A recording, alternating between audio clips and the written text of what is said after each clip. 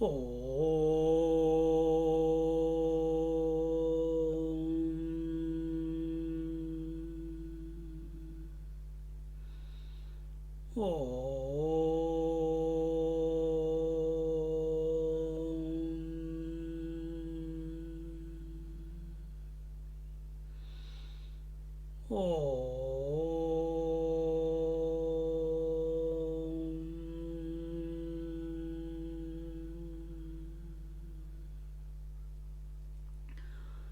गुरुर्ब्रह्मा गुरुर्विष्णुः गुरुर्देवो महेश्वरः गुरुः साक्षात् परं ब्रह्म तस्मै श्री गुरवे नमः तस्मै श्री गुरवे नमः सच्चिदानन्दरूपाय विश्वोत्पत्त्यादिहेतवे तापत्रयविनाशाय श्रीकृष्णाय वयं नुमः श्रीकृष्णाय वयं नुमः श्रीकृष्णाय वयं नुमः.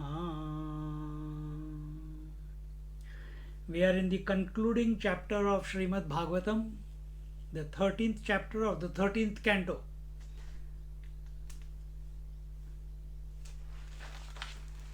And it's only the beginning. It's not the conclusion. अथ त्रयोदशोऽध्यायः. Discourse 13, the extent of the 18 Puranas and the glory of the Bhagavata. Bhagavata mein Suta Uvacha. This mantra which we are going to chant, we'll chant one shloka each at a time. You must have heard it before. Yam Brahma Varunendra Rudra Marutaha Stunvanti Divyaistavai Vedai Sangapada Kramopanishadai Gayanti Yam Samaga Dhyanavastita Tadgatena Manasa Pashyanti Yam Yogino Yasyantam Navidu Surasuragana Devaya Tasmai Namaha Devaya Tasmai Namaha. Once more, final chapter. Yam Brahma Varunendra Rudra Marutaha Stunvanti Divyaistavai Vedai Sangapada Kramopanishadai Gayanti Yam Samaga Dhyanavastita Tadgatena Manasa Pashyanti Yam Yogino Yasyantam Navidu Surasuragana Devaya Tasmai Namaha Devaya Tasmai Namaha Devaya Tasmai Namaha.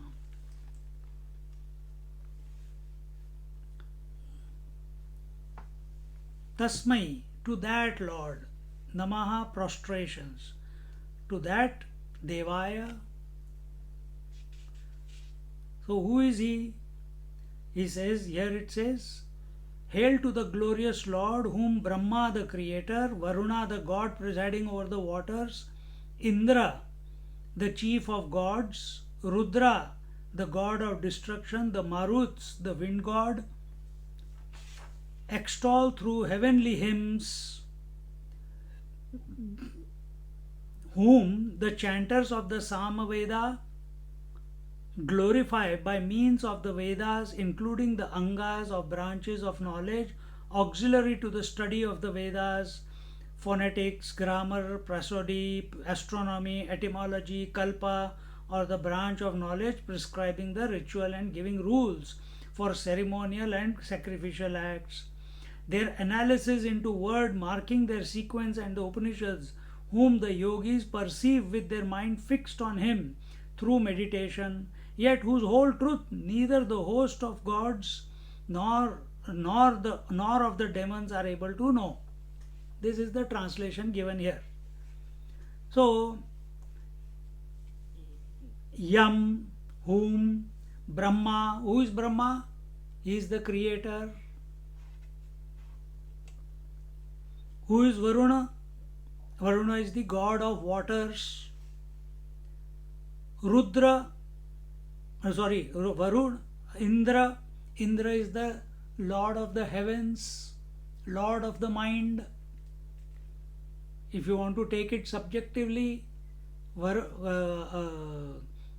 Brahma is the lord of the deep sleep at the totality level. Sorry, not deep sleep, dream. Dream at the totality level, Brahmaji.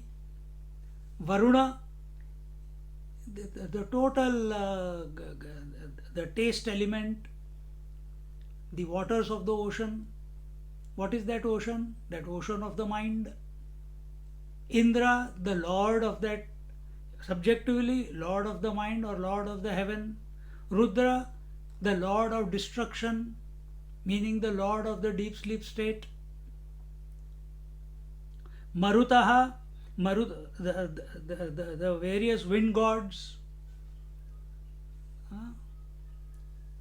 So one wind, one, just like the air from outside, when it enters into us, it becomes pran, apan, vyan, udan, saman, and then there are many other nag and kurma and etc, etc, etc.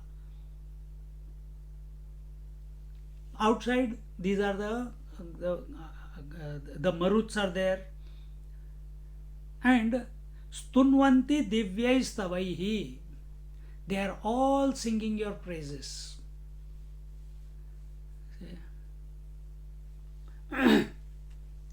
They sing your praises.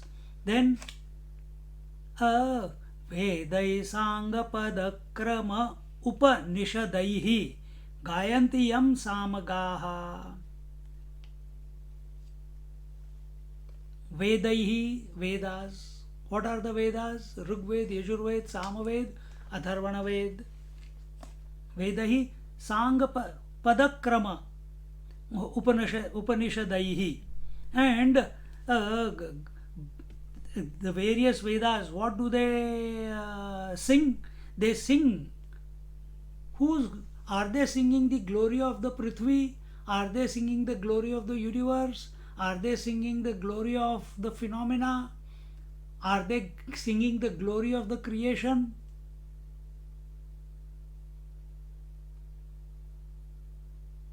There are so many verses in the Vedas talking about everything. But what are they? Whose glory are they singing? They are singing the glory of that one, of that Narayana. So whether they are singing the glory of the creation, Nasadiya Suktam, Hiranyagarbha Suktam,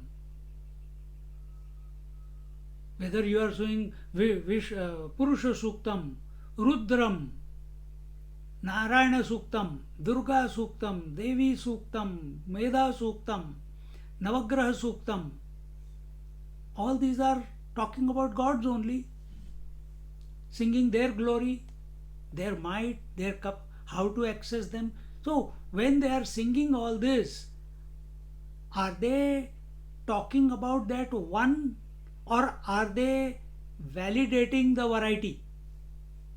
Are they validating the creation?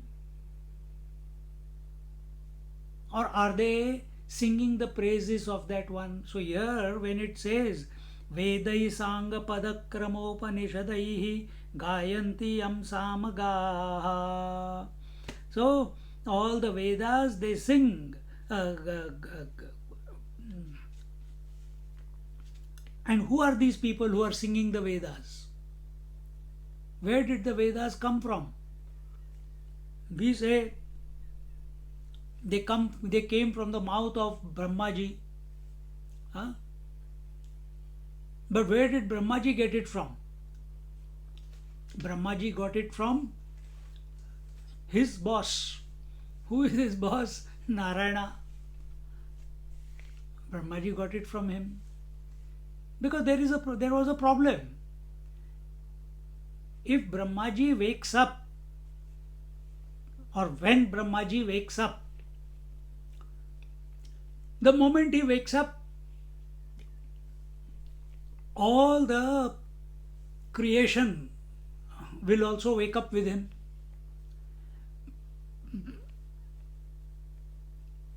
All the creation will wake up with him. And can that creation which wakes up, can it be what do you call, disconnected from the infinite reality? Can that creation be disconnected from the Lord Narayana? See? So that this does not happen, Narayana gave the knowledge to Brahmaji. How did he give the knowledge to Brahmaji? Om. How did Brahmaji give it to the world, to the creation? By way of 4 Vedas. See?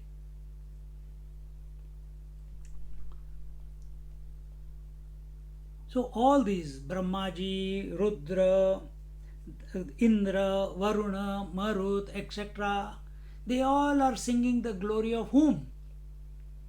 Narad Muni. Whom are they singing the glory? Do they have an existence by themselves, or they are existing because of someone? They are only the effects. Parabrahma Paramatma, in other words, Narayana, he alone is expressing through his potency, through his Maya, through his Avyakta Shakti, through his Alhadini Shakti, as Brahma, Vishnu, Mahesh, with reference to Sattva, Rajas, Tamas. And what is the rule? The effect can never come to know the cause. Brahmaji cannot come to know the Parabrahma Paramatma. Shivji cannot come to know the Parabrahma Paramatma. Oh, but they are always meditating on Narayana. Yes, they are meditating on Narayana with form. See? So, in order for them, if they are ignorant, how can the creation that Brahmaji creates will be knowledgeable? So, to infuse that knowledge, that Lord gave him the Om. Remember, it was revealed from within to him. And then Brahmaji spoke of it as as regards Bhagavad Mahapuran, he gave Chatushloki Bhagavad, but as regards the Vedas, he gave the Vedas. See? And by chanting the Vedas, by singing the Vedas, by remembering the Vedas, by studying the Vedas, what do all the gods, Brahma, Vishnu, Brahma, Varuna, Indra, Rudra, Marutaha, what do they get out of it by chanting it? They are also chanting it. What do they get?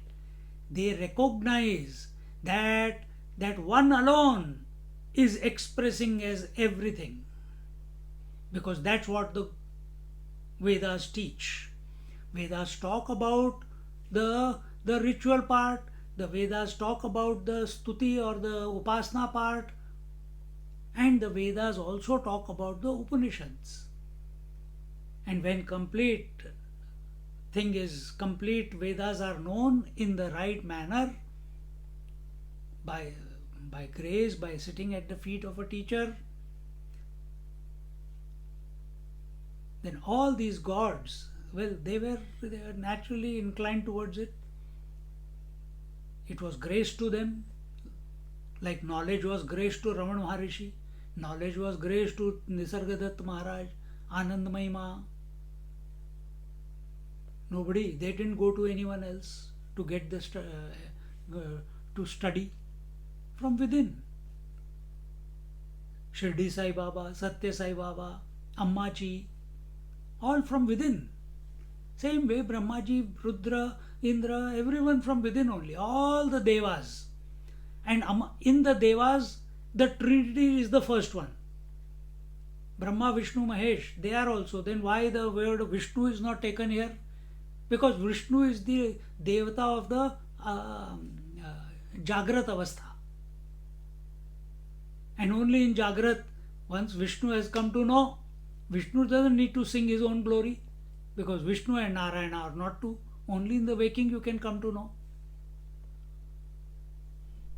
So therefore, Brahmaji is contemplating on the Narayana or Vishnu, sometimes you see, or Rudra is also thinking and contemplating on Vishnu, because only through waking the doorway is there to realize, merge into the Parabrahma Paramatma, who alone is expressing as the Narayana for the worldly, in the worldly sense, is the ultimate cause, the Ishvara, and that Ishvara alone is the Atma of Brahmaji, is the Atma of Rudra, is the Atma of Indra, is the Atma of Varuna, is the Atma of us, you, me, and everyone.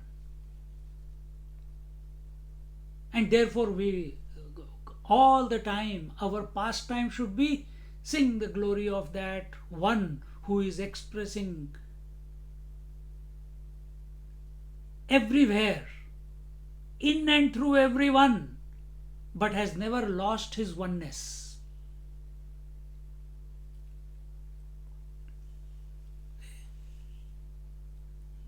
Yam Brahma Varunendra Rudra Marutaha स्तुन्वन्ति दिव्यैस्तवैः वेदैः साङ्गपदक्रमोपनिषदैः गायन्ति यं सामगाः. And what do they? Sang, ang, sa, ang, pada, krama. Sa, ang, along with the angas. What are the upangas? The Upangas of the Vedas, there are 6 of them. They are the grammar, the chanda. In Sanskrit, I can't remember the words, but chanda, kalpa, rug. What is that?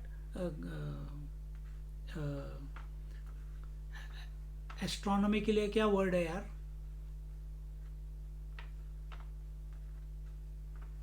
Ayurveda and आसमान को देख के क्या करते हैं? नाही, ॲस्ट्रॉलॉजीला म्हणतात. Astrology no. Anyway okay, no problem.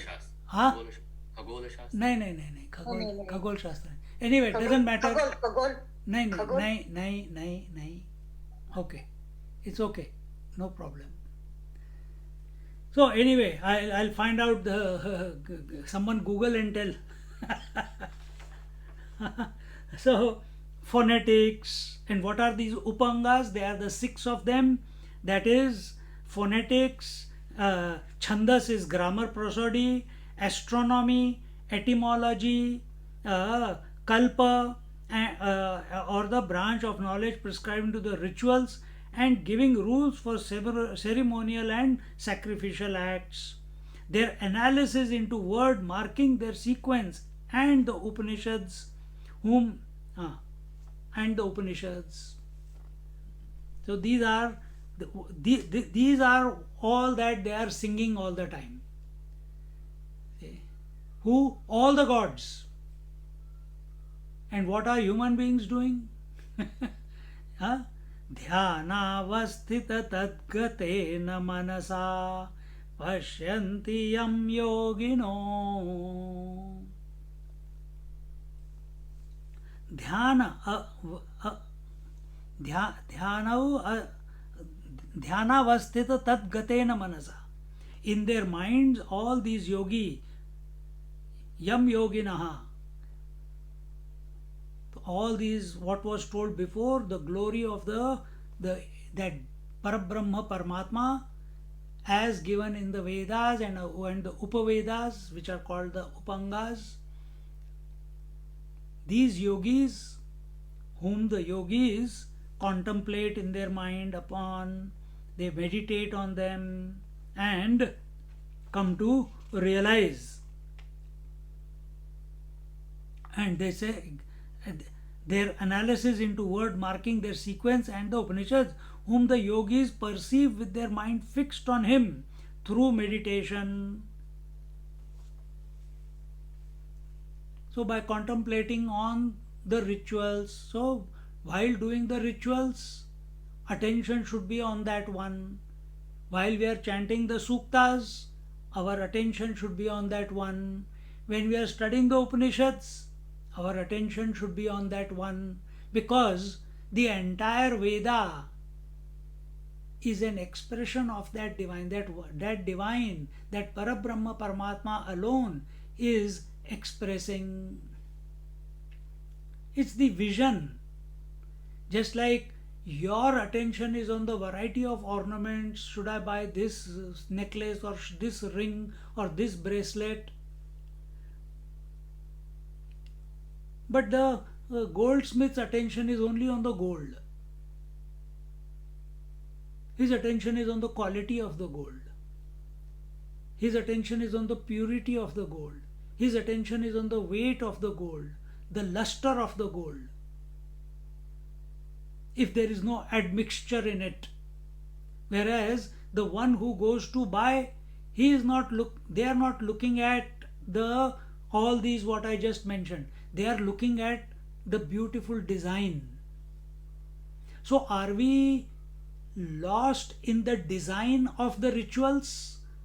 Swaha, ये डालो वो डालो तेल डालो, ये मत टच करो वो मत टच करो, ऐसे करो वैसे करो, करना चाहिए. There's nothing wrong in that, because it is prescribed. For those who are oriented towards it, accepted. But where should be our attention because of that, while doing that? Our attention must be on the one whose glory is being sung. And where will you catch him? Will you catch him in the fire? Will you catch him in the space? Will you catch him outside of you? No. It must dawn on the yogis or on the seeker. We are all seekers. So where should it should dawn on us? What? Manasa. It should dawn in our mind that from where is all this glory, where is it coming from? All these mantras, where are they coming from? Where is the action of the ritual coming from? Where are the mantras being chanted from? Mouth, hand. Who is making the hand move? Who is making the mantra come out of the mouth?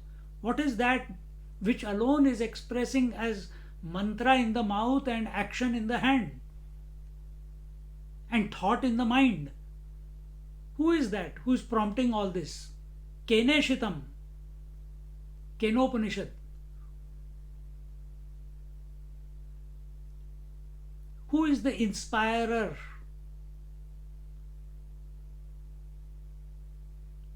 In all that is sentient. The teacher tells there.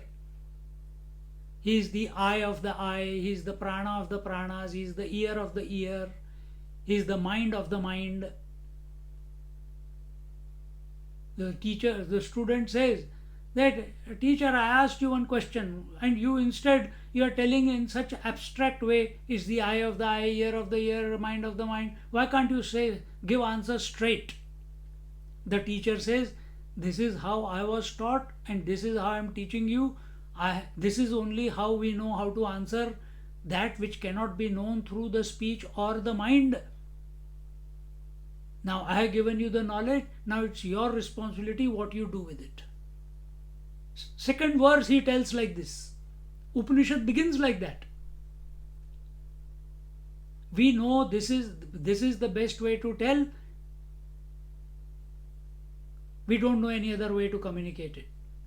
Because that which we are trying to communicate cannot be caught in the words, cannot be caught by the mind.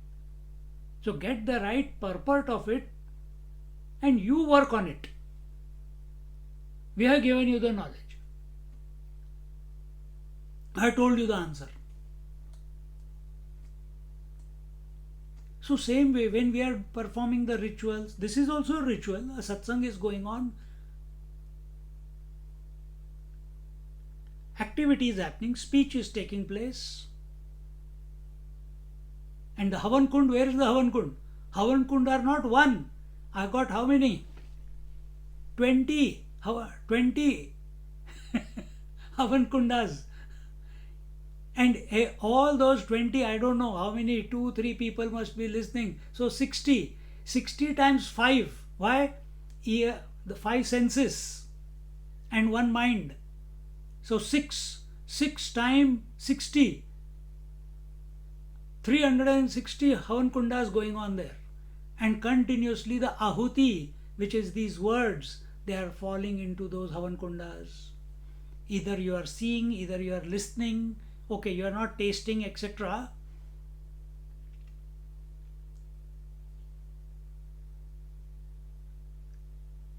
So at this moment, who is listening should be your attention. Who is speaking should be my attention. My awareness should be here. Who is the one who is inspiring the speech?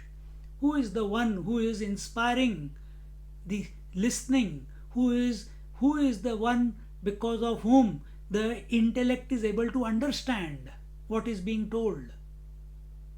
Our attention must be on that. We get lost in the variety. We get lost in the design. Design of the Havan Kund, it should be 3 bricks high, it should be in this particular shape, all the samagris should be there, you have to follow each sequence in this manner, that manner, etc. But when you come to Manasik Puja, the Havan Kund is in the mind. If you migrate from that also, you realize, hey, I don't have to imagine a Havan Kund in my mind.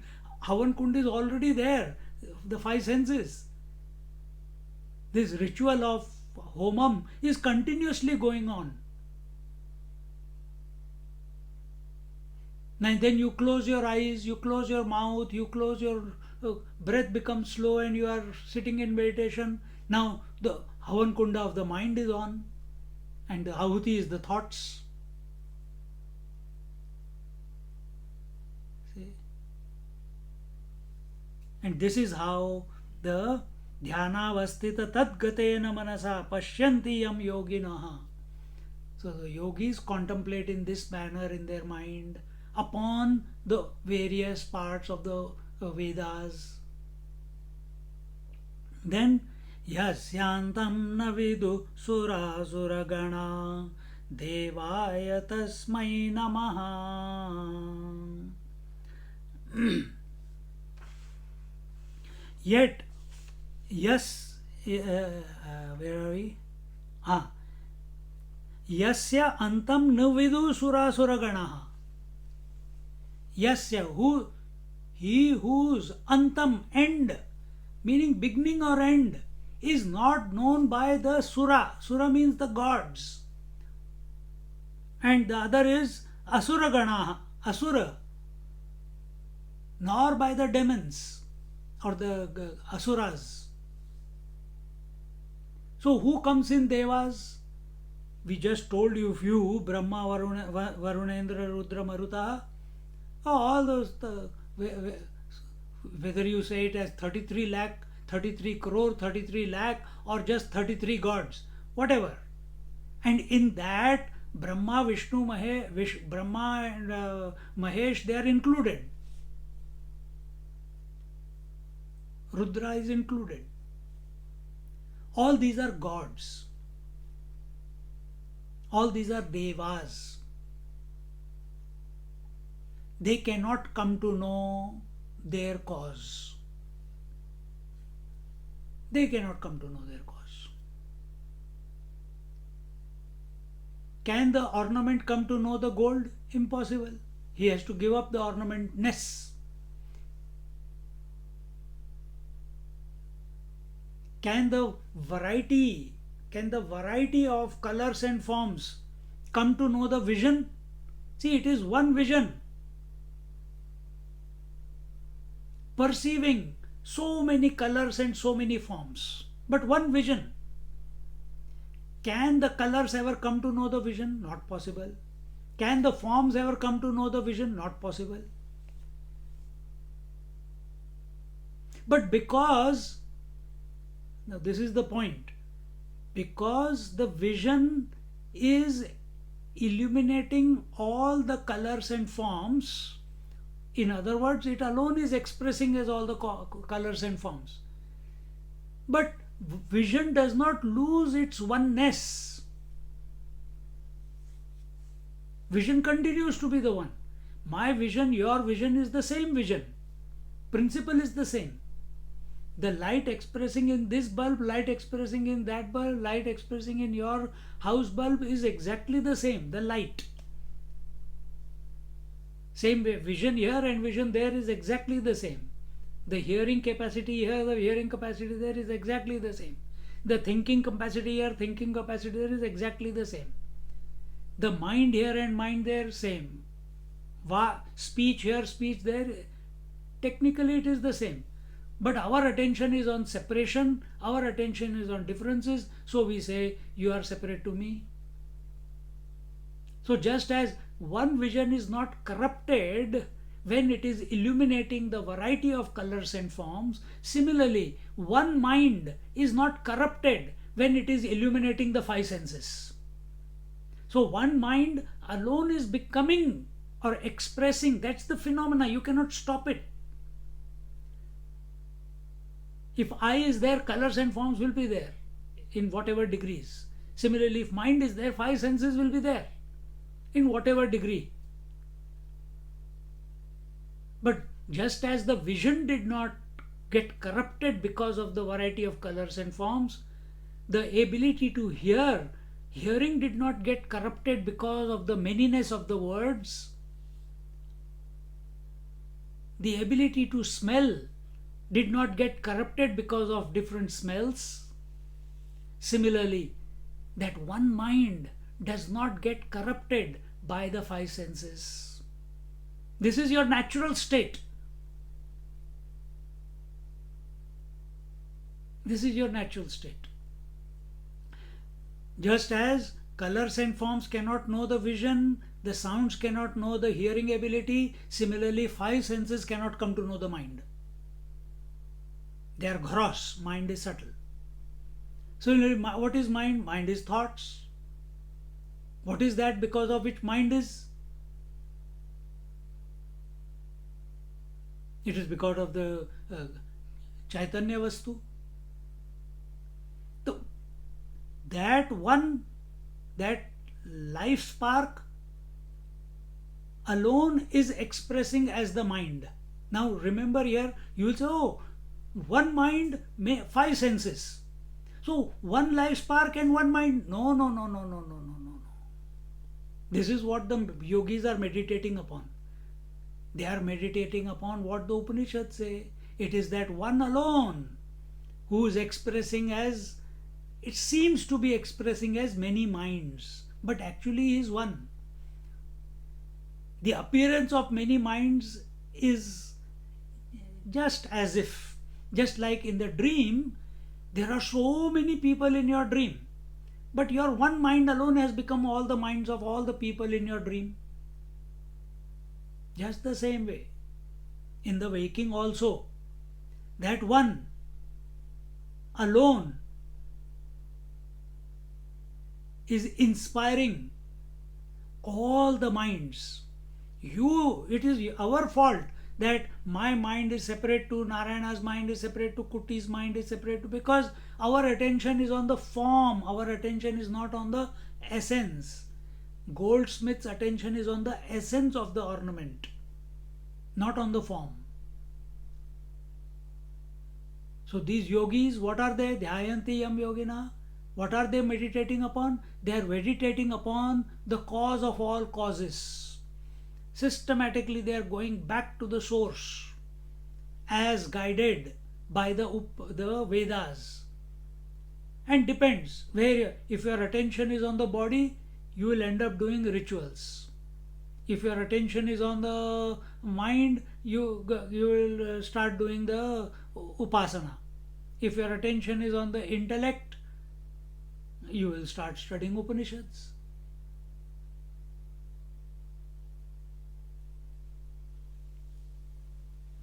It's a natural progression also, and there's nothing wrong.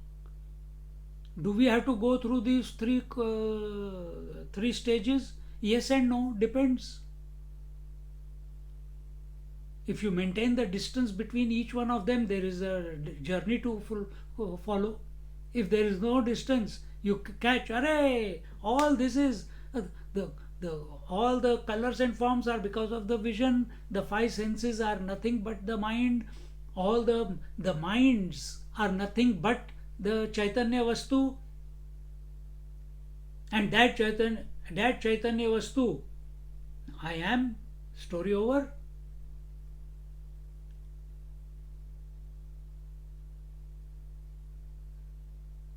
Picture over. Purnamada Purnamidam. But this possibility, important point, this possibility of Purnamada Purnamidam, of concluding the journey, is only possible in the human realm. It's not available for the gods. It's not available for the suras or the asuras. It's only available to the Manushya Yoni. So they may be singing, all the gods. We have to learn. They know it. But they cannot realize it. We can realize it.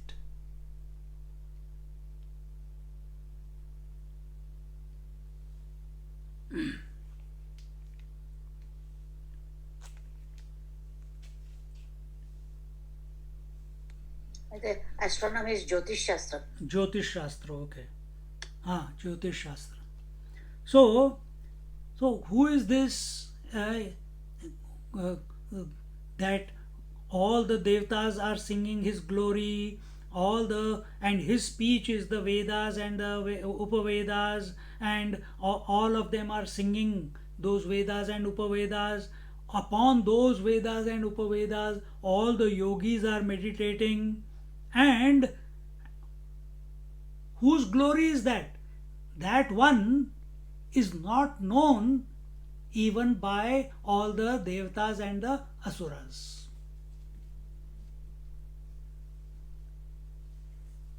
To that Lord, to that Parabrahma Paramatma, our salutations. To that God of all gods, Tasmai Namaha.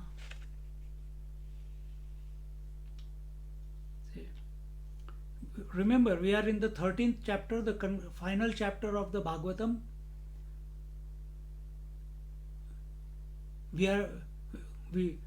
So many years, so many stories. What is the essence? This is the essence now.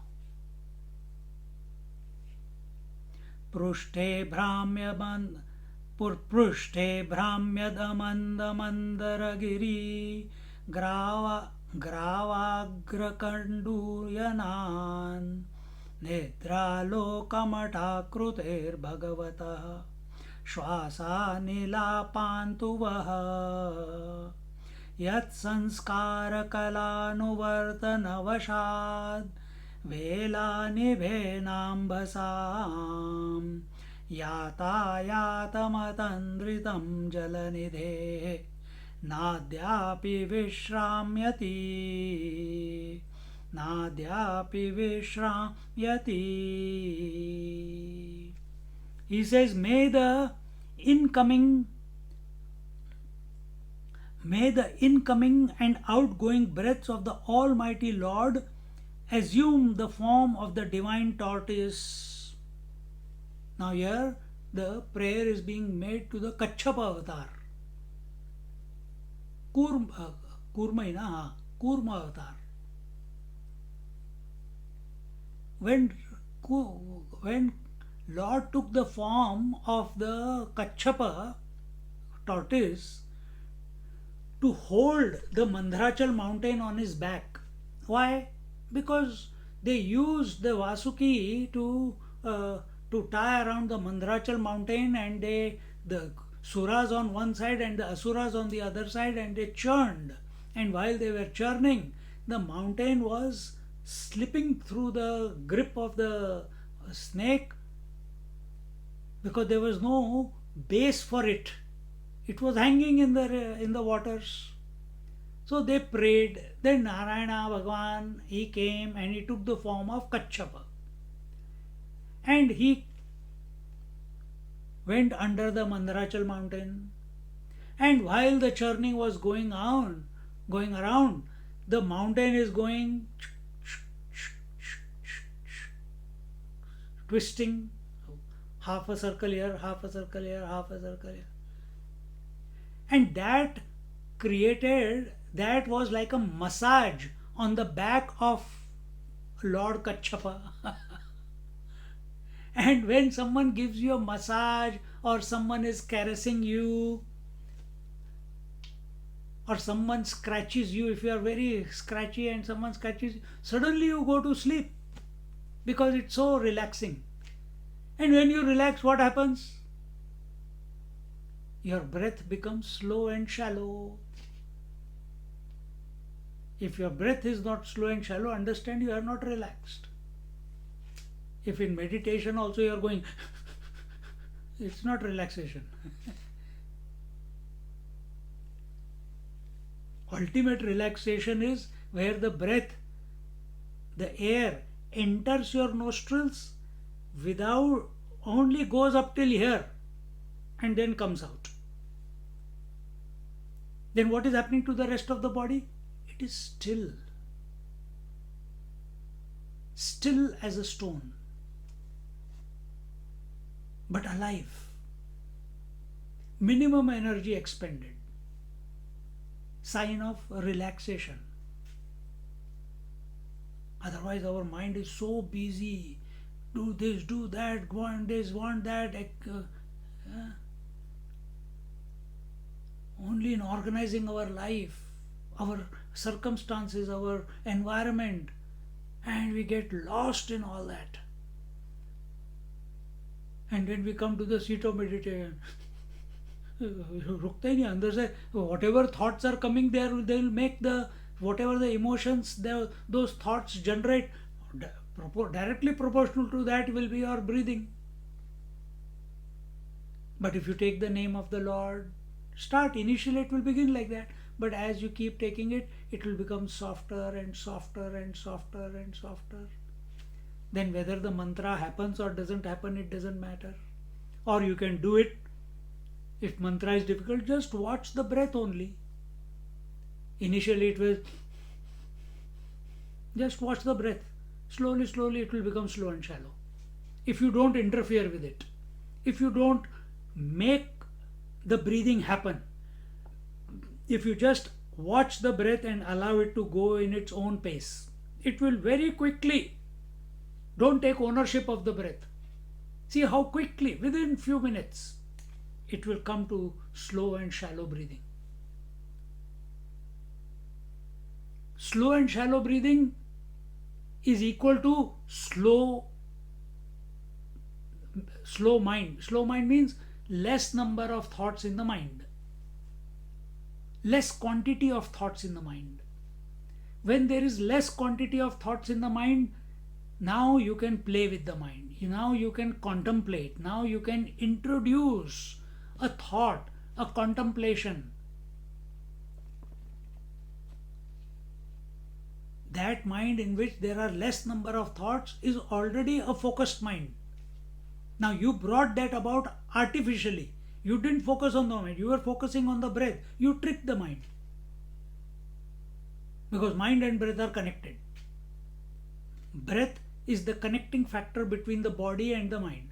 On one hand, if the breath becomes slow and shallow, body also becomes calm, and on the other hand, the mind also becomes calm. If continuously body is shaking and moving and your positions are changing and itching here and itching there and moving your fingers, mind will never be still.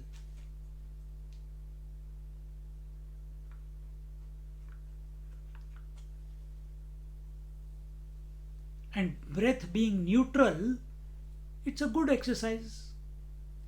We have no, if we feel that oh, today I can't take the mantra, I don't feel like, or it's not coming, mind is getting, hold on to the breath. Watch the breath, neutral. Breath is neither good nor bad. Thoughts can be good and bad, but breath is neither good nor bad.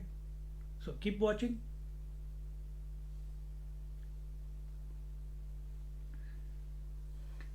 So when he had Mandrachal on his mountain on his back, he felt a bit of an itch, and as a result of that, of this moving, he felt very felt massaged, and as a result, he went to sleep. And when he was when a child is sleeping or when you are sleeping, most of the time you are resting and breath is very slow and shallow, but suddenly ऐसे हो जाता है ना sudden intake of breath. So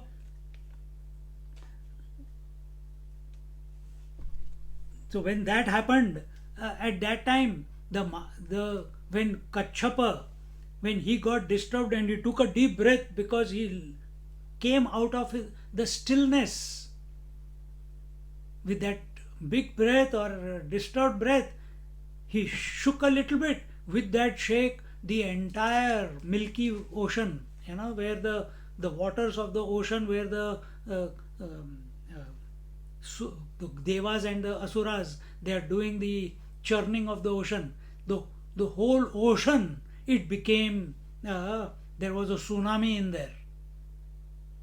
So that example is taken here, that may the incoming and outgoing breath of the Almighty Lord assume the form of the divine tortoise, who felt sleepy as a result of his being scratched and thereby soothed by the ends of the rock forming part of the colossal Mount Mandara revolving on his back, while the ocean was being conjointly churned by the gods and the demons for the sake of the nectar, protect you, responding to the subtle impetus communicated by those breaths in the guise of the flow, tide and ebb tide, the constant rise and fall of the waters of the ocean, know no rest till now. From that time when the high tide and the low tide began, the coming of the waves and the dissolution of the waves began, it is still continuing.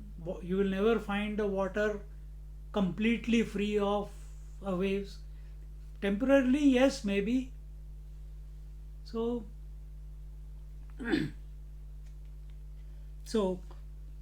from the poetic standpoint, this is a, because see, on the top it was talked in the first verse, talked about that Parabrahma Paramatma, that Lord Narayana, who cannot be known by the Brahma, Rudra, Indra, Maruta, etc. That who is meditated. Now that same God has taken the Kachapa avatar, and it is because of him. Now understand this. Now you are thinking the oceans, although the waves are coming, yeah, we are not talking about those waves, my friend. Then which waves are you talking about? This churning of the ocean, That ocean is the ocean of our mind. Who are the devas and asuras? They are the positive thoughts and the negative thoughts.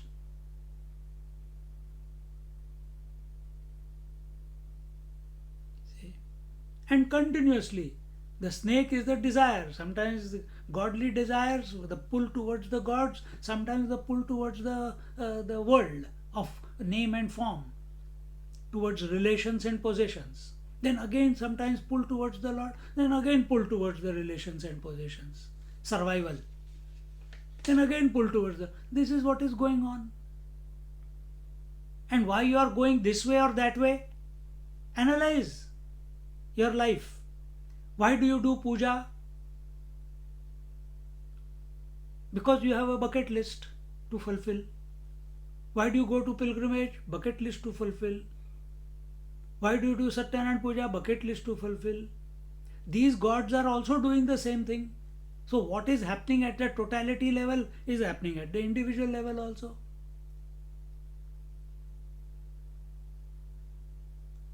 So just as the Kachapa, when he goes to sleep because of the slow breath, eventually, so what is, we also go to sleep every night, don't we? But can we continue sleeping continuously without a break? Please don't challenge us. We can. But it is from that silence, from that quietude, it is that state where your breath is slow and shallow, where the mind is free of all thought formations. So when it is told, suddenly the Kachapa woke up, got disturbed, and he took a deep breath, and the waves again began. There was Jwar Bhata, or there is this coming and going of tide. Same way, coming and going of thoughts is continuously. The moment you wake up, for whatever reason, that very moment the thoughts begin in your mind.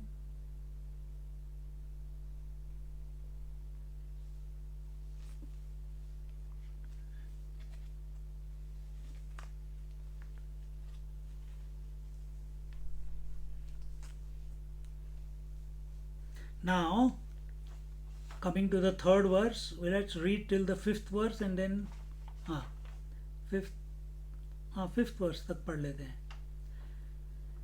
ये तो सच्चिदानंद रूपाय पुराण संख्या संभूतिम अस्य वाच्य प्रयोजने दानं दानस्य माहात्म्यं पाठादेशश्च देश्च निबोधत बाह्यं दशसहस्राणि पाद्मं पंचोनषष्टि च श्रीवैष्णवं त्रयोविंश चतुर्विंशतिशैवकं दशाष्टौ श्रीभागवतं नारदं पंचविंशतिः मार्कण्डं नववाहनं च दशपञ्चचतुश्शतम्.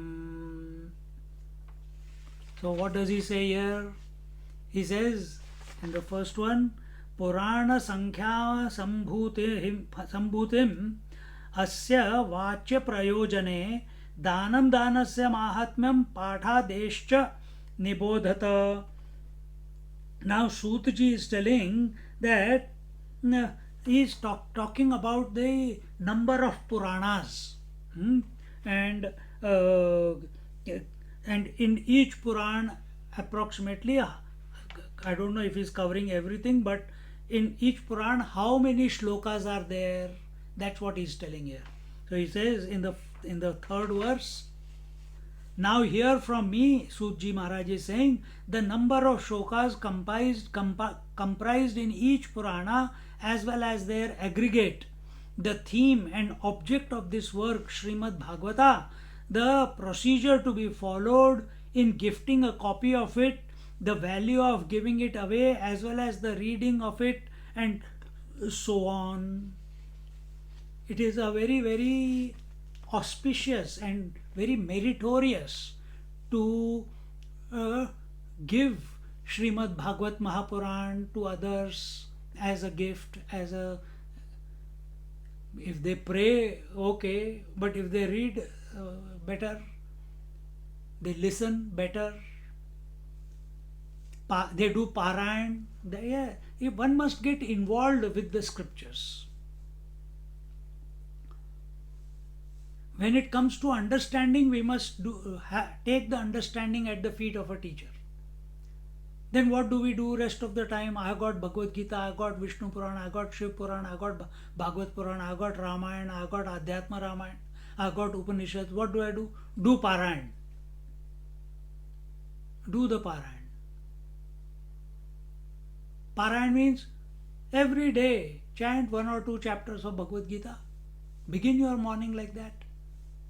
Every now and then when you have free time, chant the entire Tulsi Ramayana. It takes 1 day, 9 hours approximately. More inspired. Oh, okay. Every day I am going to read 1 chapter of Srimad Bhagavad or 2 chapters of Srimad Bhagavad. Just Parayan we are talking about. And once you get adept at it, then chant longer, 5 chapters maybe, 10 chapters maybe. जीभ खुल जाती है ना, your tongue opens up. And as you start doing the Parayan, now imagine 9 hours, 10 hours. You can take 1 or 2 breaks, preferably don't take too much break. Keep water, warm water next to you. With commitment, sit. For that 9 hours, when in your life you have spent 9 hours without thinking of so many things, only what is coming in front of you, because you miss 1 word, your chanting will become wrong. So your eyes are on the words, your tongue is speaking what is being seen by the eye, and over a period of time your heart will spontaneously start feeling what is being communicated through those verses, even if you don't know Sanskrit. That is the power of this language.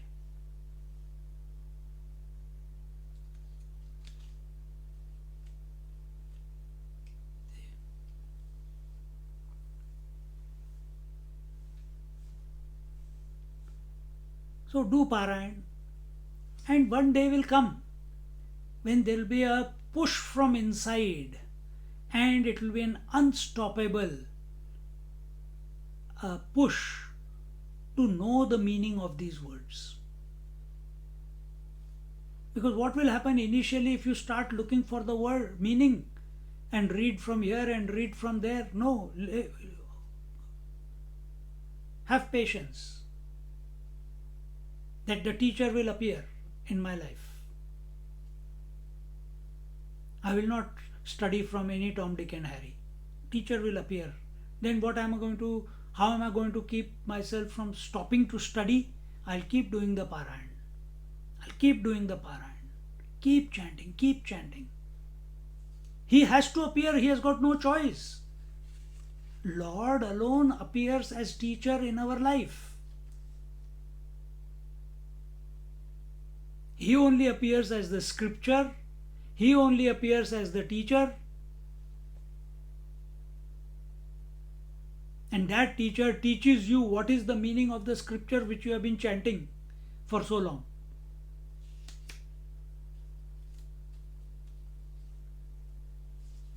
And stupid people get caught up in the scriptures or get caught up in the teacher because form oriented. And what is the job of the teacher when he teaches the scriptures? Hey, you are the source. You are the Atma. That Lord, that Parabrahma Paramatma, that Narayana, he is your source. He is you. Not even source. He is you. You and him are not separate.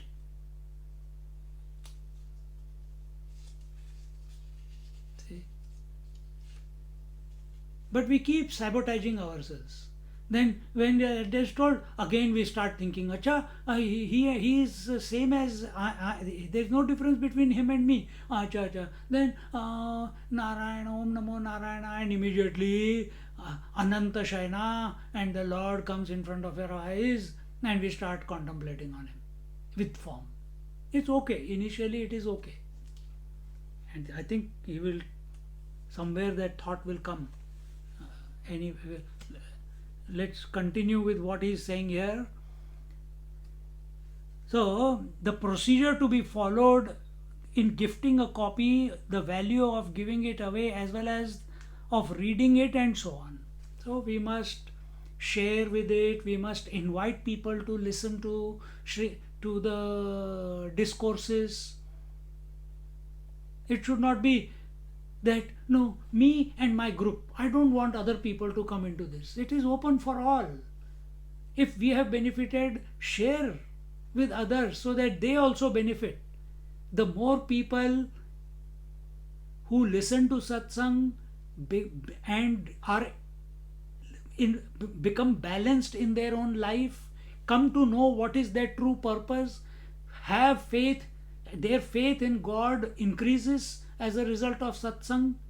Their notions about life, birth, death, past, future, dream, waking, everything, they come to the right understanding, better society. Where is the question of me and my group? Nothing like that.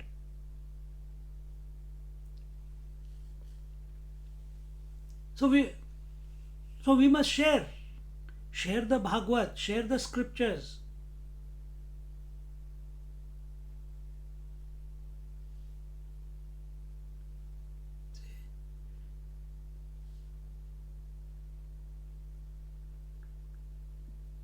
Share. I got so many books of Swamiji's. You can take Swamiji's books and you can share it with other people. They will benefit. 3 cupboards full I have. Swamiji hasn't come for 2 years now. Share. But it should not be an itch. I have to share, I have to share, I have to share. No. It should be a natural. It should naturally come to you.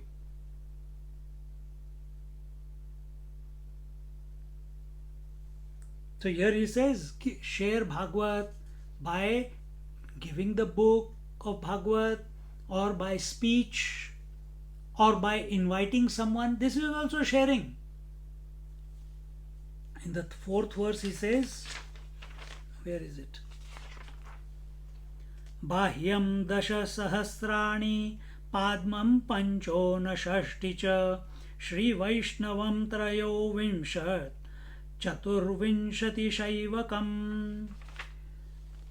He says the Brahma Puran comprises 10,000 shlokas. The Shiva Puran the Brahma Puran comprises 10,000 shlokas. The Padma Puran 55,000 shlokas. The Vishnu Puran, the Sri Vishnu Puran 23,000 shlokas, and the Shiva Puran 24,000 shlokas. Then in the 5th verse he says, Dashashtau Shri Bhagavatam Naradam Panchavinshatihi Markandam Navavahnam Cha Dashapancha Chatushatam. Then the Srimad Bhagavata, that is what we are reading at the moment, consists of 18,000 verses. The Narada Puran of 25,000 verses, the Markandeya Puran of 9,000 verses, and the Agni Puran of 15,000 verses, and 15,400 verses.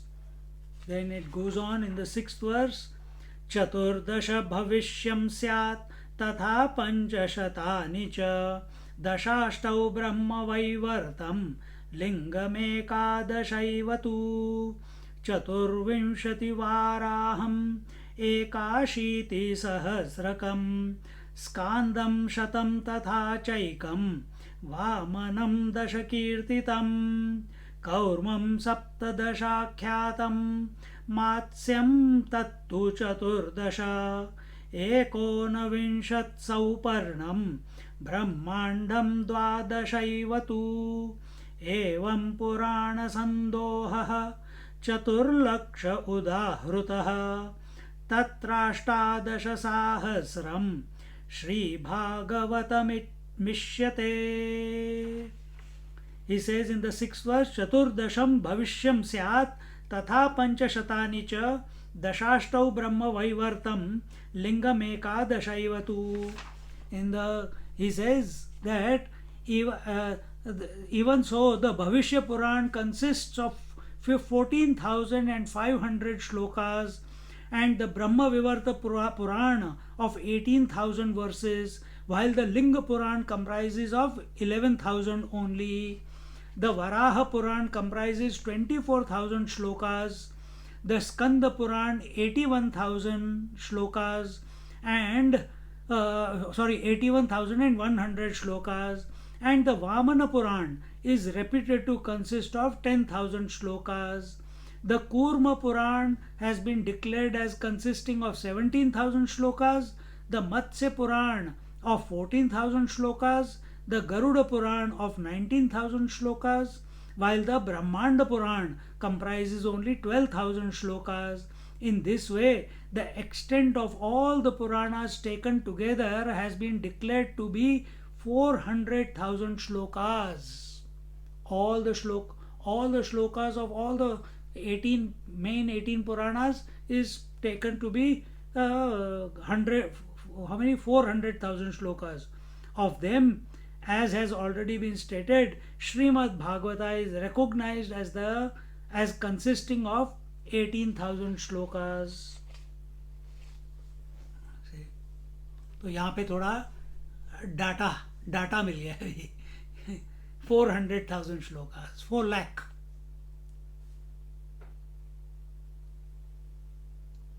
Continuing.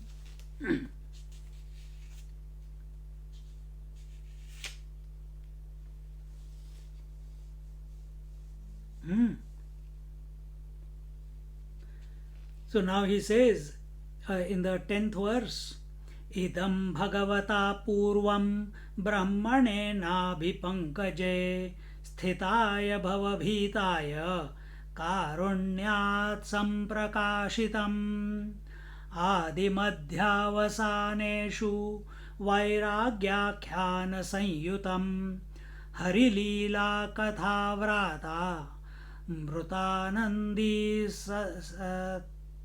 Nandita Tatsuram Vratam Ruta Nandita Satsuram Sarva Vedanta Saram Yad Brahmatmaikatva Lakshanam Vastvadvitiyam Tannishtham Kaivalyaika Prayojanam. 12th verse is important. Idam Bhagavata Purvam Brahmane Nabhipankaje Sthitaya Bhavabhitaya Karunyat Samprakashitam. The Bhagavad Puran was graciously revealed by the Almighty Lord for the first time to Brahma the Creator, seated on the lotus, sprung from his navel and afraid of transmigration, and hence earned the title of Bhagavata. Who is the first devotee of the Lord? Brahmaji. Because what is Srimad Bhagavata? Is the story of the devotees of the Lord. So when Brahmaji was born and he was afraid that what will happen to me, and that when it says here that where are we? Karunyat Samprakashitam. Karunyat is daya, love, karuna, compassion. For whom? For whom? For Brahmaji. Brahmane Nabhi Pankaje, the one who was born from his Nabhi on the lotus. That is Brahmaji. Towards him, Why did he have the compassion and mushy feeling for Brahmaji? Because when Brahmaji will wake up, Narayana is thinking, when Brahmaji will wake up, meaning he's sleeping right now. Remember, how long does Brahmaji sleep? 14 manvantaras.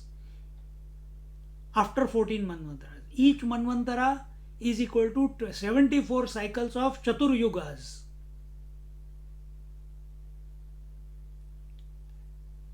And Kali Yuga is 4,032,000 years. Twice that number is Dwapar. 3 times Kali Yuga is Treta. 4 times Kali Yuga is Satya Yuga. So that makes one Chatur Yuga cycle. Calculate yourself. 74 cycles like that make one Manvantara. 14 Manvantaras, when time has passed by, it makes one day of Brahmaji.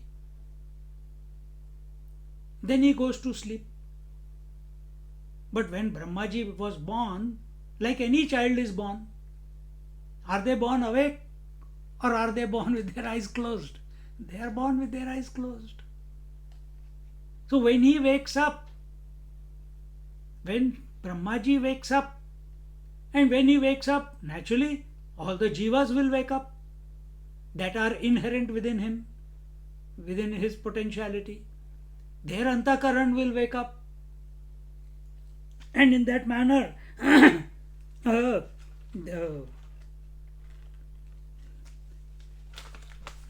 when we talk about gods, we are thinking from Narayana's point of view. Remember this at this moment. Narayana is, what is he? The 12th verse. Sarva Vedanta Saram Yad Brahmat Maikatva Lakshanam. And what is he? Kaivalya Eka Prayojanam. He is one. He is one without a second. Who? Narayana. There is no division in him, even though he supports all divisions. He is the material cause of it and he is the creator of it also. He is Purnamada Purnamadam, Kaivalyam. But when we talk about Brahma, Vishnu, Mahesh, when we talk about the Indra, Maruta, Rudra, when we are talking about creation, the moment word creation has come, then destruction has also come. The moment we say up, immediately down is created. The moment we say inside, outside is created. The moment we say right, left is created. The moment we say light, dark is created.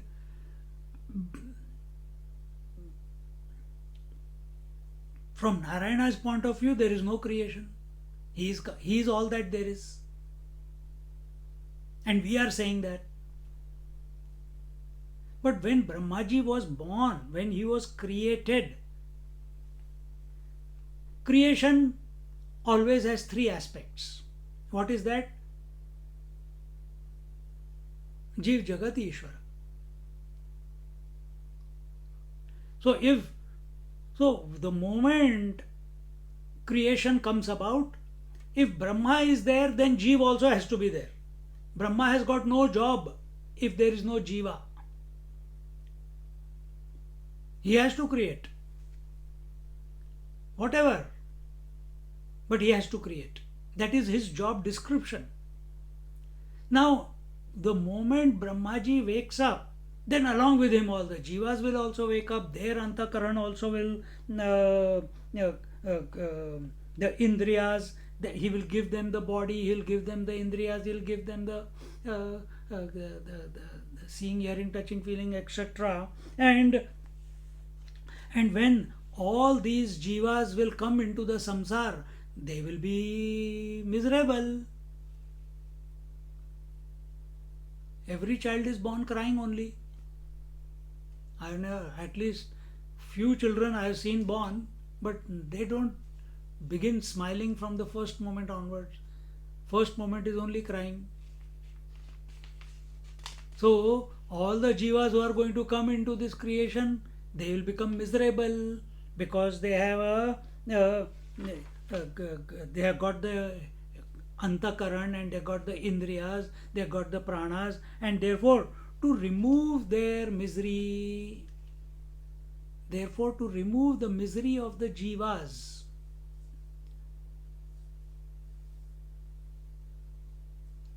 uh, uh, the Srimad Bhagavad came about.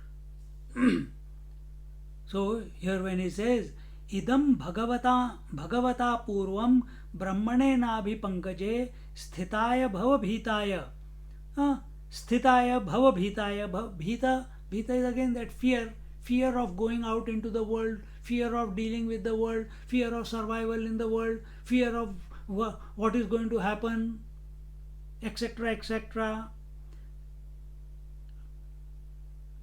Preempting that the let's see, Brahmaji also when he came, he was afraid only when he came. He looked this way, he looked that way, he looked up, he looked down everywhere, and then because he didn't see anything, so he went back into the, where am I sitting? I'm sitting on a lotus. He entered into the lotus, went into the lotus stalk, went to the Nabhi of the Narayana. But what did he see there? He couldn't see anything. He couldn't see anything because effect cannot know the cause. So that idea is being presented to you in that picture. Don't imagine now Narayana to be of a particular form.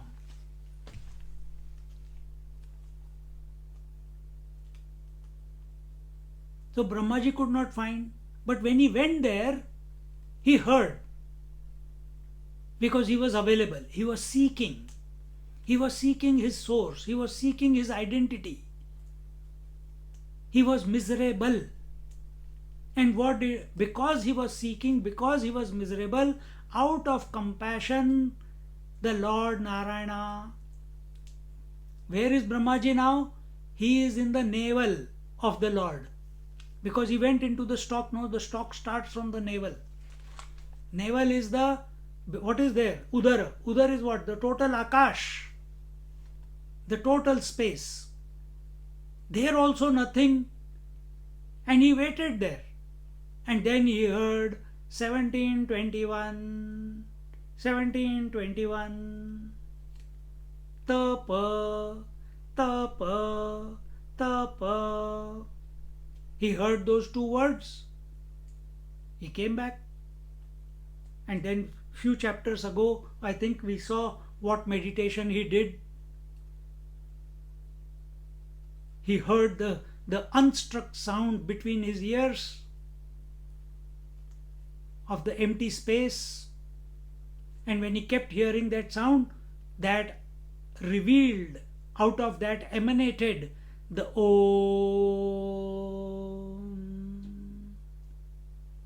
Then he started chanting. When he heard the Om, from the Om came the, what do you call, the vowels, the consonants.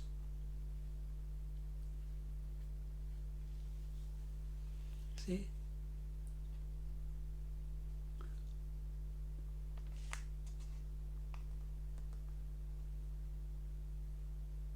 So Narayan Bhagwan told what?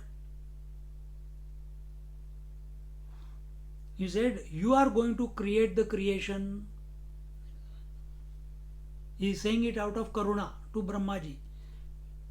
Your job is to create the creation, and therefore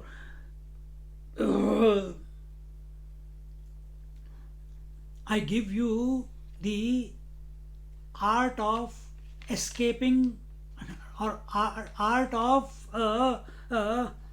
breaking the shackles of creation and coming to be the unborn one.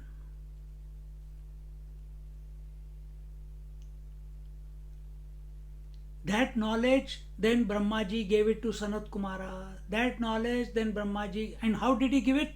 By way of Srimad Bhagavat. That knowledge, yes, it was Chatushloki Bhagavad, no problems. That knowledge, Brahmaji gave it to Narad Muni. Narad Muni gave it to Ved Vyas Ji. Ved Vyas Ji, while he was composing it, and in the 12 years, as I told you a few classes ago, Shukdev Ji heard it. He heard it, he got realized. He walked away from the ashram. And when he reached the bank, after 4 years, when he reached the bank of Gangaji, where Parikshit was sitting, there he opened his mouth, and what he had heard the Shatushloki also he had heard, and he had heard the total Bhagavad, which Ved Vyasji took those 4 verses and expanded it as we see it now. Now that then was narrated by Shukdevji Maharaj to King Parikshit. Then that story was narrated by Swamiji to us when we were studying. Now that story is narrated by this teacher to who all are listening, this speaker to who all are listening. And this is the parampara. It is, where did it start? From the source. From the source. Why did it start? Because Narayana came to know, without knowledge, without love, the Jiva, Brahmaji is also a Jiva. Brahmaji is also a Jiva. You are also a Jiva. But Brahmaji is at totality level. You are at individuality level. See? In Mahat Tattva, Brahma, Vishnu, Mahesh are imagined because of Sattva, Rajas, Tamas. Same way, all the jivas are in the imagination of Brahmaji. Just like all the people in the dream are in the mind of yours at night. And same is true in the waking also. But we have taken it to so real that I am the same person from yesterday and today. It is not so. Anyway, so wanting to absolve, he gave this knowledge to Brahmaji so that the jivas could find a way out of this cyclical birth and death. Everyone is afraid of death. You see around yourself.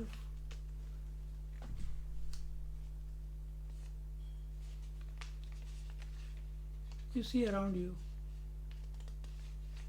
Very rare, those people who have prepared themselves, they are not afraid. Because they have held on to the Lord's name. They are holding on to something higher. That gives them the strength not to succumb to the fear of death. Because frankly speaking, there is nothing called death. How can you say that? Yes, death is of the body, but body is dying every moment, man. But you are not the body. You are the spirit.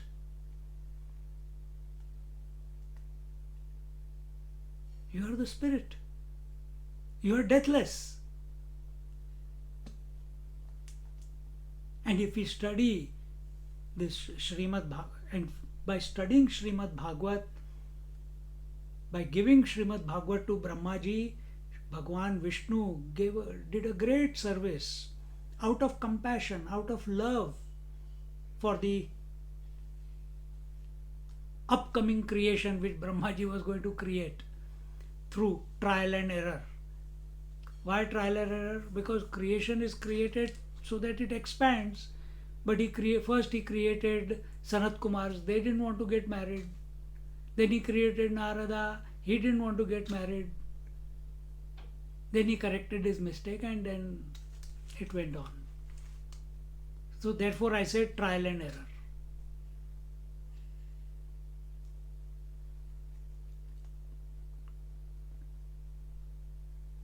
So then he says, आदिमध्यावसानेषु वैराग्याख्यानसंयुतं हरिलीलाकथाव्राता मृतानन्दितसत्सुरम्. He says, it has been enriched at the beginning, in the middle, and at the end with legends illustrating the glory of dispassion, and has been delighting the righteous as well as the gods with its nectar-like stories describing the pastimes of Sri Hari.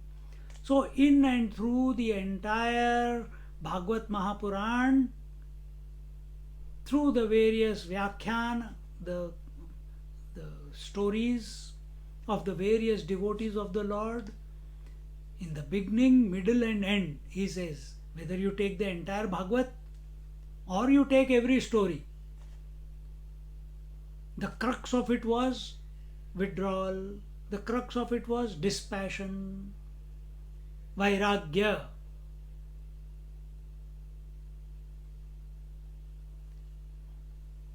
Upanishad say, न कर्मणा न प्रजया धनेन त्यागे नैके अमृतत्व मानुषो. Tyag is giving up. Give up. Sannyas is giving up. Renounce. Na karmana. By doing something in this world, you can never renounce. So you have to give up doing something to get in return something. We cannot stop from doing. As long as the body, manasa, vacha, kaya, activity will continue. But right now, activity is not going on, karma is going on. Karma is when activity done with ego is called karma. And when you do karma, your attention is on the karma phala. Karma phala is binding. It brings merit or demerit. But if you get out of the way by thinking about the Lord continuously, and activity is going on, activity will give you every activity will give you result. But now it is not a karma phala, it is kriya phala. Kriya phala is not binding, no merit, no demerit points. As a result, what is happening? Purification is happening. And as the mind starts purifying more and more, because it is intoxicated with the Lord's name, automatically our weaning away, detachment from the world. Just like a child, initially he drinks mother's milk, but it doesn't look nice when 3-4 year old child is still holding on to the mummy's breasts. That child has to be weaned away.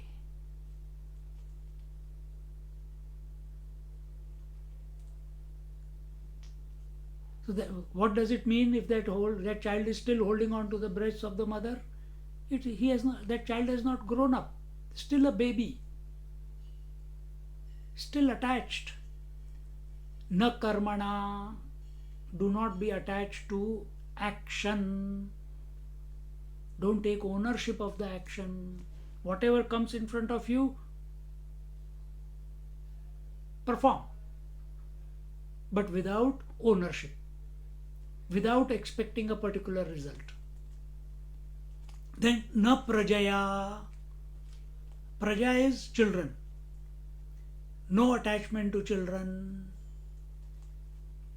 Oh, but it's too late. We have already got 2, 3, 5, 10. Let them live their life. Provide what is required. But don't lose your plot of life. Our plot of life is we have taken birth in this human body to recognize while living that there is only one Parabrahma Paramatma. There is only one. There is nothing called manyness. There is only one. I may call it heat, heater, cooler, light, fan, but I know it is all electricity. I may call it by different names of ornaments, but I know it is only one gold. I may say there is north, south, east, west, and different directions, but I know it is only one space. I may say I have got a 5 bedroom house, but I know it is one house with many rooms. But because of many rooms, house doesn't become many, house is one. Similarly, that Parabrahma Paramatma, that Lord Narayana is one. That will be the next verse now. And this can be known. Na karmana, na prajaya, na dhanena. Don't run after the wealth. Detach from the wealth. Nobody is saying don't earn wealth. Earn wealth. But don't be attached to it. As if day and night only thinking about it.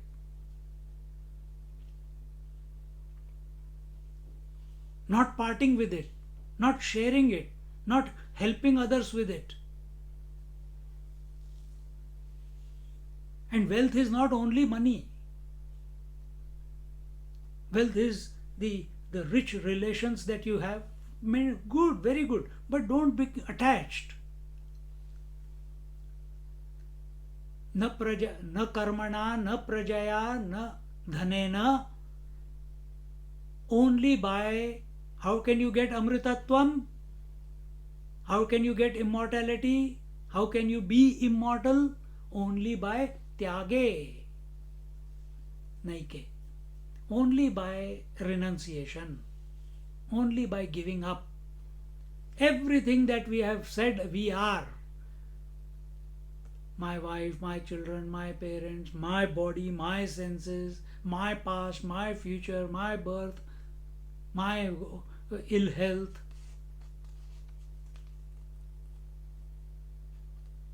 My good health. Everything give up. Nobody is saying don't work on them. You must work on health. If it is needed, do it. But don't be attached to that, always talking about it. Do it and forget it. Our attention must be, while we are doing eating, that is our Sanatan Dharma. The other class I was telling, the moment we wake up, Karagre vasate Lakshmi karamule Saraswati karamadhe tu Govinda prabhate karadarshanam. The moment we touch, swing on the bed and put our feet on the ground, Prithvi tvaya dhrita loka, earth mantra. The moment we get into the shower, Gange cha Yamune chaiva Godavari Saraswati Narmade Sindhum Kaveri Jalesmin Sannidhim Kuru. Everywhere invoke the Lord. Oh, but there are too many mantras. Okay, say Ram, Ram, Ram, Ram, Ram, Ram, Ram, Ram, Ram. वो भी ठीक है. Shift the orientation of your life from outward to Godward, from dogward to Godward. आदि मध्य वसानेषु वैराग्य आख्यान संयुतम हरिलीला कथा व्राताम रुतानंद Nandit satsuram. So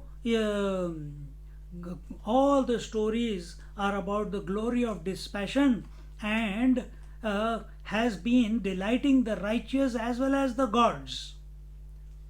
Righteous devotees as well as the gods. Gods are ever eager to listen to the story of the Leelas of the Lord. You see the Rishi, Munis, the gods, they are always at the Ganga ji किनारे सत्संग सुन रहे होते हैं. अभी किसी ने पता नहीं तुमने डाला था कि किसी ने डाला था.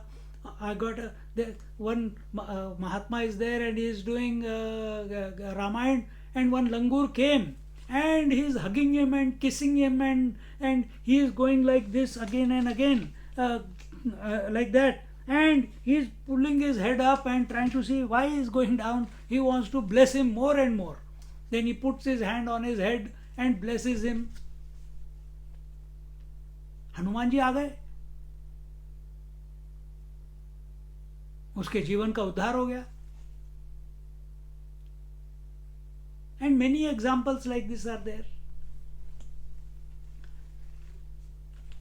Wherever there is satsang going on, devtas are always there.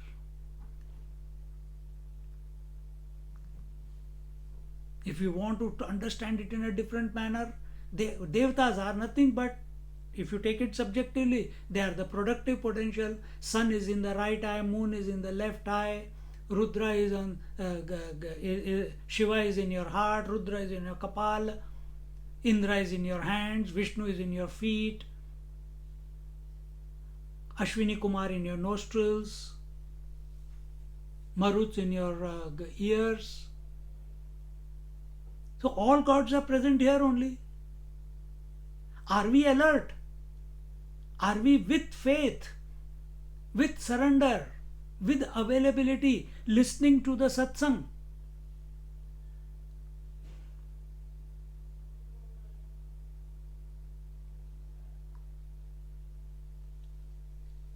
If we leave them alone, they will enjoy. It is the ego which wants to cut away.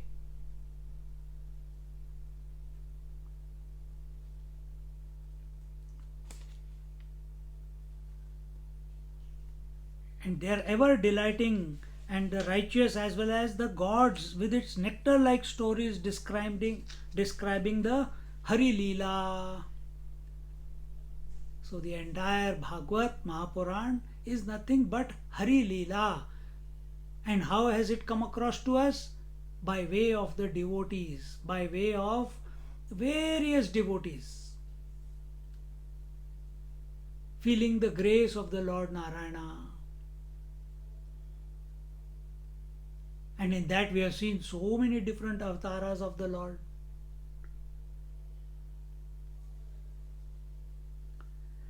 Sarva Vedanta Saram Yad Brahmatmaikatva Lakshanam Astvadvitiyam Tannishtham Kaivalyaika Prayojanam. Sarva Vedanta Saram Yad. This Srimad Bhagavat is Sarva Vedanta Sara. What is the Vedanta Sara? Vedanta, what is Vedanta? If you heard the beginning of Kathopanishad, which is going on now, few classes ago, 7, 8 or 10 different understandings of the word Vedanta or Upanishad was given to you. In the first or the second class. Second and third class, different approaches of what Upanishad could mean. That is the beauty of the unfoldment of Adi Shankaracharya. One word Upanishad, sit near, that's all we know. But its another name of Upanishad is Vedanta. Vedanta means Veda, where the Vedas end.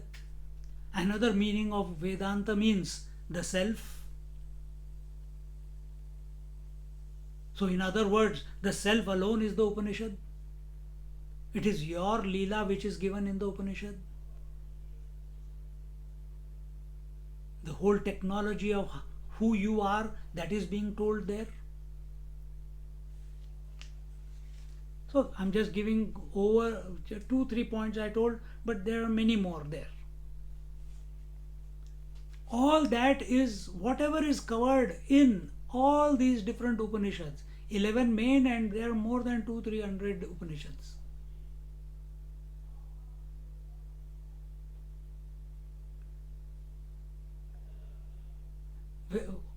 Where Puranas are talking about the same knowledge given in the Upanishads in the story form, Leela form, it becomes more palatable to the unprepared mind. Upanishads are direct. Remember, Brahmaji gave Ved Vyasji Chatushloki Bhagavad, only 4 shlokas. Only 4 shlokas.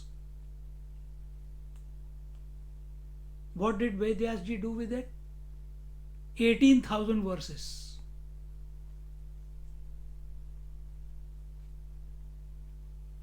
And that is pure Vedanta.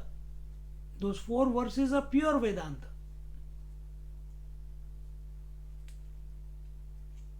Just like the first verse of today's chapter, यं Brahma वरुणेन्द्र रुद्रमरुतः स्तुन्वन्ति दिव्यैस्तवैः.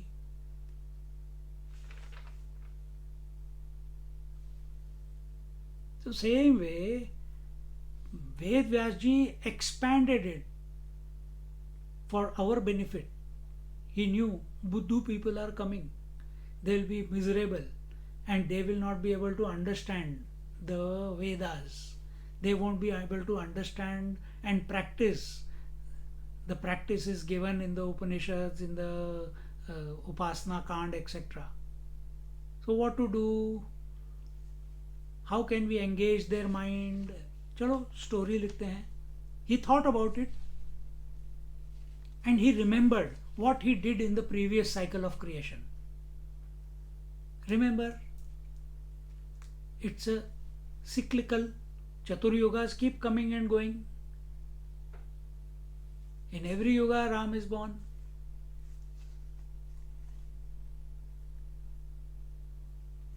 Every yuga, Krishna is born.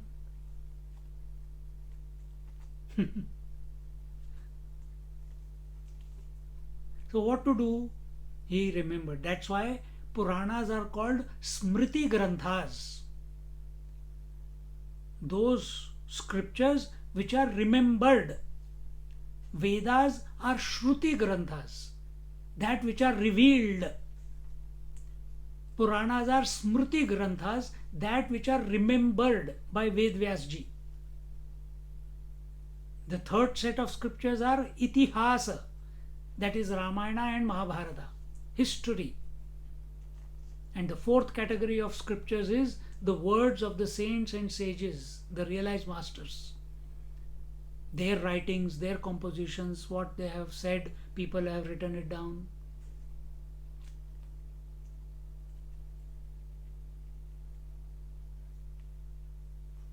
जैसे कि साई सत चरित्र हो गया, गजानन चरित्र हो गया, तुकाराम वाणी हो गई, एकनाथ भागवत हो गई, अभंग हो गए,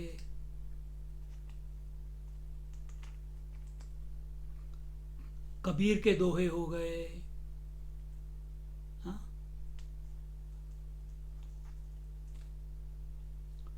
सर्व वेदांत सार यद. Shaunak ji, Sujji Maharaj is telling, O Shaunak ji, that which is the essence of all the Vedanta, that is the creme de la creme of all the Vedas, that which is creme de la creme, the icing on the top of all the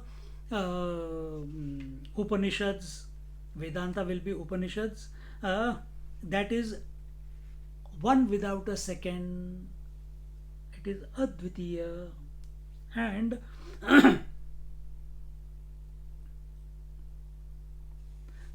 and in that only, that is the basis, that one without a second, that Parabrahma Paramatma is the basis, is the foundation of Srimad Bhagavad.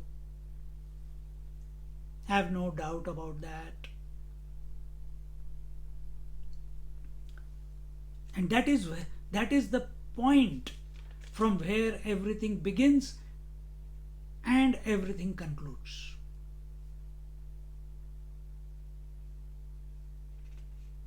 That is the point. Now you will become focused on what began and what concluded. That was not the purpose of making that statement. The purpose of making that statement was the foundation of Srimad Bhagavad Mahapuran is that Parabrahma Paramatma. So our attention must be on that unchanging principle, that complete one, that one without a second.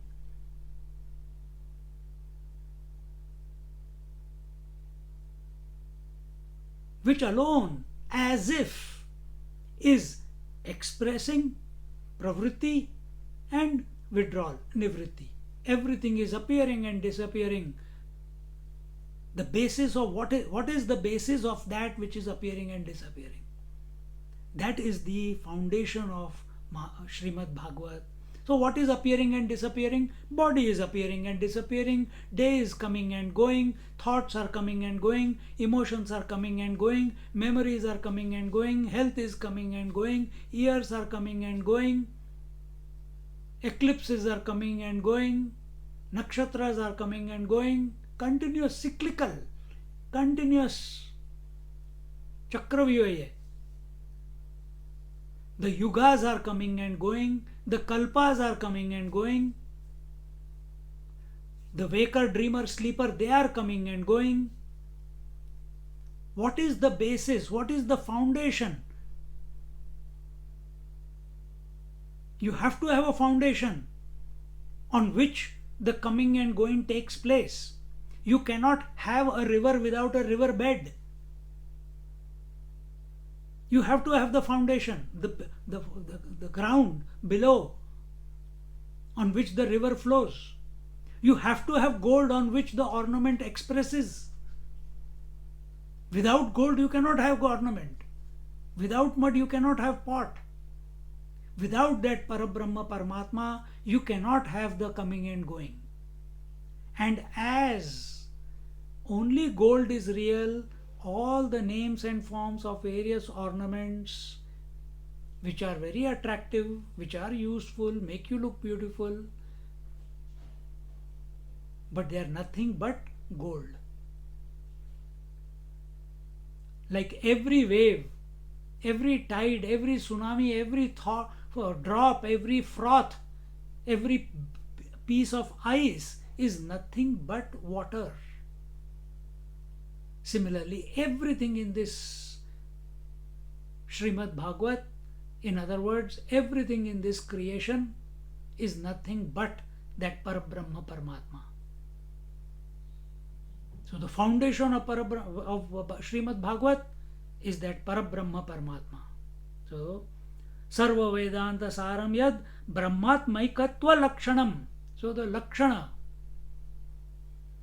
Our Swamiji keeps saying, what is the moral of the story? So what is the, after studying all the stories, what did we come to realize? Oh my God, 18,000 verses, too much to study. I am not going to read Srimad Bhagavat again. I don't know, it will take so many years. If this is the thought which is coming, you have lost the plot already.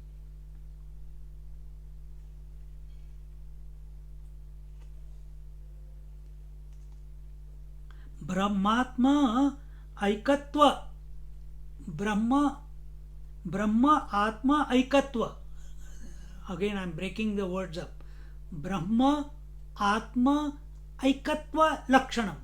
How the Atma, which is consciousness expressing life, or consciousness expressing the Atma, which is the basis, which is the foundation of all concepts in intellect, of all emotions in the mind, of the in and out breath, of the Vaikhari Madhyama Pashyanti Paravani, of all activity at the body level. If Atma is not there, if the Chaitanya Vastu is not there, if the conscious principle is not there, spirit is not there, can your intellect think? Can your mind feel? Can your breath come and go? Can your body act? No. So what is the foundation of this body? The Atma. Whom do you consider yourself to be? The body. हो गई ना, वाट लग गई यहीं पे. Our attention must be on the foundation. Even when you construct the house, you cannot construct the house without a foundation. It will collapse.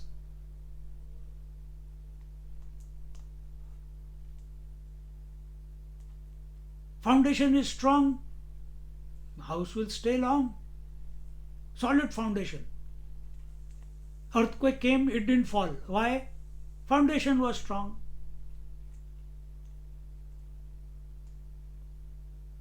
When difficulties, challenges, obstacles come in life,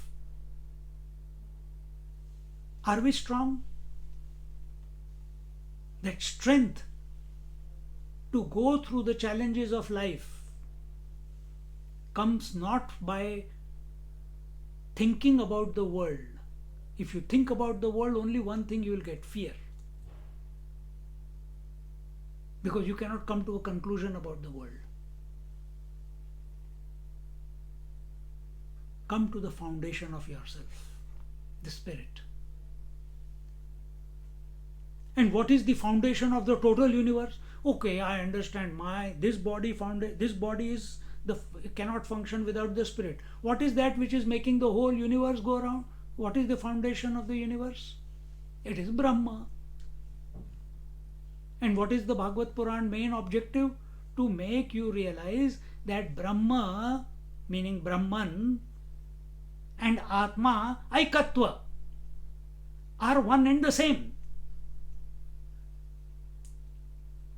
The water in the wave and the water in the ocean is one and the same. This is Brahma Atma Aikatva.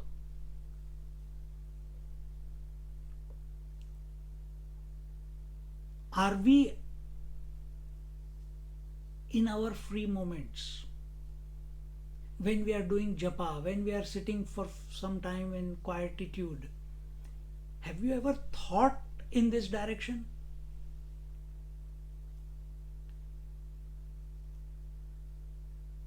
We enjoy listening to satsangs, but do we reflect on what has been told afterwards? We all do Shravanam, but are we practicing Mananam? Are we reflecting on what the scriptures are saying? How is it true? How is it expressing in my daily life? Is our approach of that sort? For that, reflection is required. Because from childhood till now, your orientation has been body orientation, world orientation. In satsang you come, you are told a totally opposite way of approach. Some of you will just brush it away. Some of you will say, yeah, that sounds right when I am in the satsang. But what afterwards? You fall into the default. Why? Because we have not reflected upon it. Yes, that is not my experience at the moment, but if Bhagavad is saying, scriptures are saying, where am I going wrong in my life? Why am I seeing the differences when everything is one? What does it mean? Spend some time every day. 2 minutes, 3 minutes, 5 minutes, 15 minutes, whatever is available, every now and then during the day. Spend that half a minute, 1 minute contemplating. Acha, one, everything is one. क्या मतलब है इसका? Allow it to reveal. Contemplate.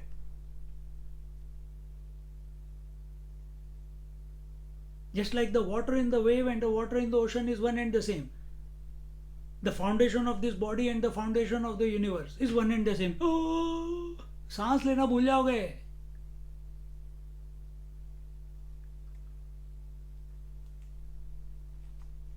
फिर तो मुक्ति मिली गई, सांस नहीं ली तो. But reflection is very, very important. Brahmatmik, and that is the Lakshanam, that is the purpose, that is the approach of the Srimad Bhagavatam. हो गया टाइम? हो गया, पर फटाफट. We'll cover the second part next week. Again, lot to talk there. Again, सर्ववेदान्तसारं यद् ब्रह्मात्मैकत्वलक्षणं वस्त्वद्वितीयं तन्निष्ठं कैवल्य एकप्रयोजनम्. ॐ पूर्णमदा पूर्णमिदं पूर्णात् पूर्णमुदच्यते पूर्णस्य पूर्णमादाय पूर्णमेवावशिष्यते. ॐ शान्ति शान्ति शान्तिः. हरिः ॐ. श्री गुरुभ्यो नमः. हरिः ॐ.